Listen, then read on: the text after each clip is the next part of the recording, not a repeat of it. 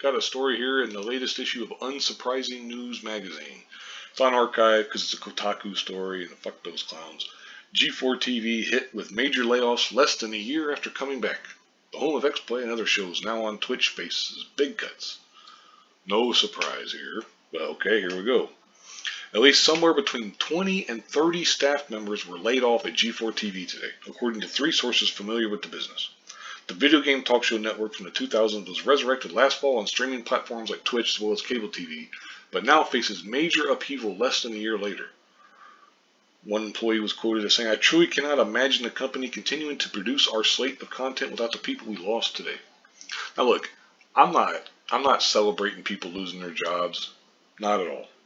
I mean, I'm not a fan of that. I don't like people losing their jobs, but this is not surprising. The timing and severity of the cuts took staff by surprise, with talent showing up on set today ready to film only to have programming canceled as HR reps met individually with employees. That's terrible. Like, you can't give people fucking a heads up about that. That's horrible. That's terrible.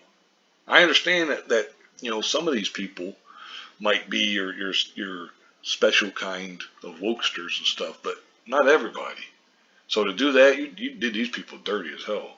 I'll link this in the box if you want to have to read it for yourself, but I'll kind of gloss over it from here on. But while it's not clear what the extent of the layoffs will be, one source said that those affected were told they would receive anywhere between 16 weeks and 6 months of severance based on their tenure, blah, blah, blah, whatever.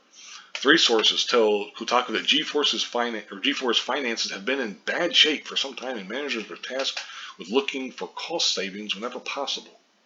That things apparently came to a head during an all-hands meeting a couple months ago when the then G4 president Russell Aarons discussed the troubles the business was facing and proposed unrealistic revenue goals for the year ahead. Staff felt blindsided, one source said, due to the lack of clear goals for measuring success against up to that point. Aarons left shortly thereafter, was replaced by Joe Marsh, yada yada yada. It goes on. Originally launched in G4, it kind of gives a history, The network then relaunched in November 2021 with a mix of old and new talent, as well as plans to stream daily content on Twitch and other platforms in addition to being hosted on cable. In addition to Sessler and Pereira returning, new hosts included pro wrestler Austin Xavier Woods Watson, Indiana Frosk Black. Yeah, there you go. That was a good move. Gerard, but it goes on and on. They reported the brainchild of Tucker Roberts, and then they kind of updated. I'll go ahead and I guess I'll link this in the description box, even though this is the end of it, as you can see. But look, it's not surprising in the least. Now, it's terrible the way it happened. To have people show up ready to film only to have the programming canceled. Now, hopefully it was just the talent showed up ready to film and was told that their shows are canceled, but they still have a job. Because if you let people come in and then fire them, man, that's some fucking bullshit, dude. You gotta give them some heads up. Because when people come in ready to work, or like the previous day, there's no easy way. You're always going to get some bullshit with this kind of stuff when layoffs happen. I understand, but that's a terrible way to do things. Like I said, not surprising in the least. I mean, it's not just the whole Frosk rant. It's probably just in general. Like Adam Sessler is a obnoxious, smug piece of shit, as far as I can tell.